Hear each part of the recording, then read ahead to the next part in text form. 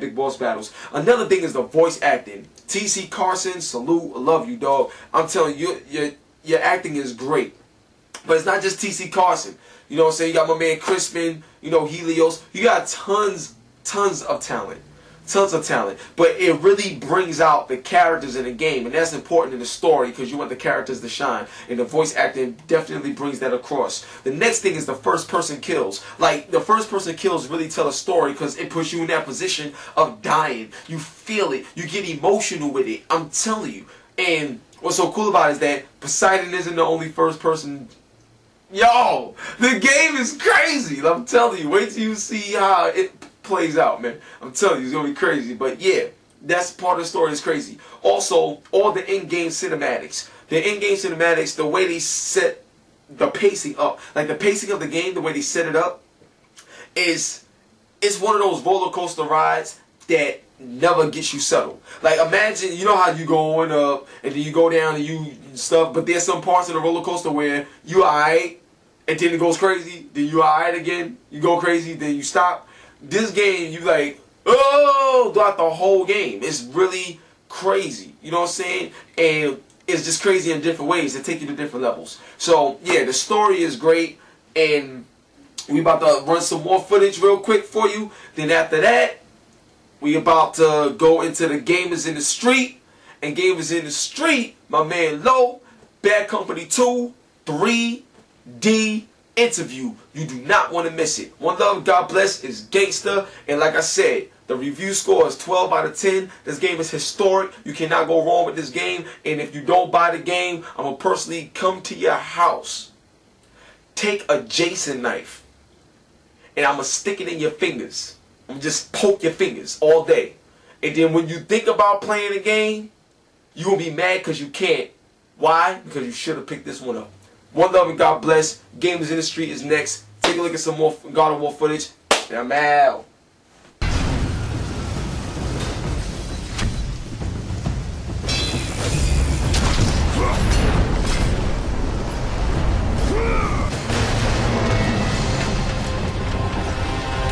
A man made a god. But this time, brother, this time I will destroy you. Call it my 13th and final labor. Soon I will become the god of war. Of the Ice Storm, the Scorpion must be defeated. The Ice Storm. That is the secret of the labyrinth. Yo, what's going on, man? It's your boy Hip Hop Gamer, bringing it to you live. Now check this out, man. Bad Company 2 in 3D. If like you need to experience it. It's on a whole nother level. Like, you'll grow a third nibble on your chest when you play it. The game is that crazy, man. I'm telling you. Now, listen. I'm with my man Low. I have to pass the belt to him just because the game is that sick. And one question I want to ask you is, the game is running on 3 monitors. I know that's a ton of power. How was you guys able to pull that off while the game still runs as solid as it do? That's incredible.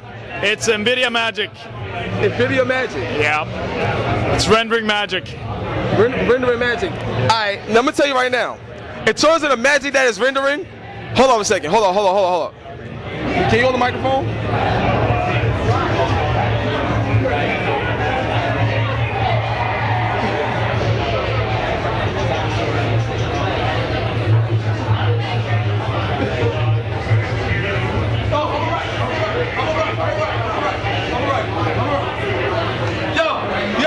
I'm sorry, I fainted. Bad Company 2 looks so damn good. That game is so damn hot, and I just had to pass out. Oh my God. Yo, listen. I'm telling you right now. I'm gonna tell you something else. When you play this game in 3D, seriously, when you play it in 3D, you see like the gun, like the kickback from the gun, it's like it's coming at you in the screen, dog. When you sniping and you see a kill and the blood it splatters up, but it's like it comes at you too. You never seen nothing like this, man. Now listen, Bad Company 2, everybody always talk about the comparison between this and Modern Warfare 2. I'm not gonna talk about Modern Warfare 2 right now. I wanna talk about what's some of the new things you guys did with the engine, you know, on Bad Company 2 to be able to have all the destructive environments and up it so much from part 1. mean, it's a lot of effort going into the upgrading the rendering engine, of course, and all the stuff you see on screen has gone through a big process just to get it to work that well together. So there's a lot of work behind it, sure. I mean, there's a lot of optimization and a lot of rendering magic again that's happened, you know. Okay. Now, one thing about Bad Company 2 that I really like is the way you guys gave character, like, to the characters. It's like you see the comedy, but then you see the serious parts. It's a good mix, you know what I'm saying? It's like you're playing a movie in a way. Now, does Bad Company 2 continue from where Part 1 left off, or is this a brand new story in its own? This is a standalone story, so it doesn't really have anything to do with the first part, but it's the same character and they're back. So we see them now in a different setting and a different kind of situation where they have to really run around all of Central America to stop this weapon and this war from happening, from breaking out between Russia and US. Okay. Now listen, like, what's some of the new techniques that you would provide for the gamers to use? Because the multiplayer is crazy and we've been playing it a lot. I've been getting a lot of kills, but I've been getting my ass whipped like a lot. What's some of the tips that you would provide for the gamers out there that's, you know, that got the game right now? It's already came out. A lot of people got the game right now. What's some of the tips you can provide for us? I mean, like, you should really look at using some of the stuff that's sort of unique for Battlefield. The vehicles can really help you survive and help you excel. You know, if you get into a tank, you'd be able to dominate people that's not in the tank, and you know, you can use the sandbox gameplay, and that you have a lot of different weapons to choose from. So you can choose, like, if one tactic doesn't work, you should try another, and there's a different path and a different way and a different tools for you to be able to triumph over your enemies every time, right? Now that's what I'm talking. Now let me tell you, I'm a big graphics whore. I love graphics. Now Gordon has said that they trying to get this game up to like the Uncharted 2 level, right? Now when people saw the beta and everything, it wasn't the Uncharted 2 level, but they were still excited for the gameplay. But the single player videos, when they started getting leaked, I was like, oh shit, like the game looks amazing.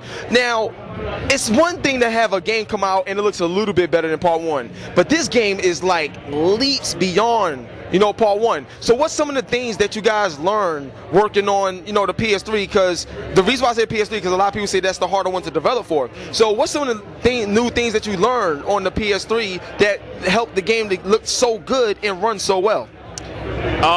There's a lot of lessons learned from Bad Company 1 when it comes to, you know, how you put the game together, basically, you know, what is shown on screen and what is not shown on screen. And there's a lot of, you know, we were able to squeeze out a lot more power from the machine and from the engine just by being aware of the limitations, and you know, and then there's that's the artistic vision that's different this time around. We have a great art director, Gustav Tilleby, who has really gone, you know, no problem. Over the top on this gun. All right. Now check this out. I got something for you, right? Now, with a game like this, the multiplayer is huge, right? Will there be like any type of downloadable content that will add more modes for multiplayer to Bad Company 2, or are you guys satisfied with the modes that you got now for the release of this game?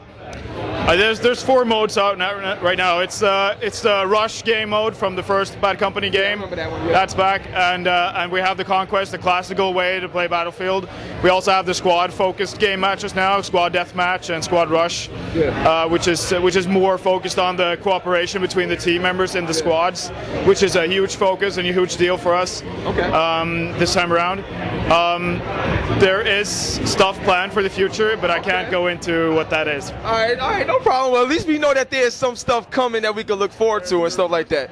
Now, a lot of people love tournament gaming, and I see that that's getting real popular, especially, you know, with these multiplayer games. Will there be something on the EA site or, you know, the EA servers that will allow like gamers to play against the developers or something like that? I think something like that would be real cool, and it brings you guys closer to your community, because a lot of people want to play against you guys, because there's people out there right now studying this game to beat your ass in, like seriously. So will you guys provide a way where the gamers, like the consumers, can play against the creators?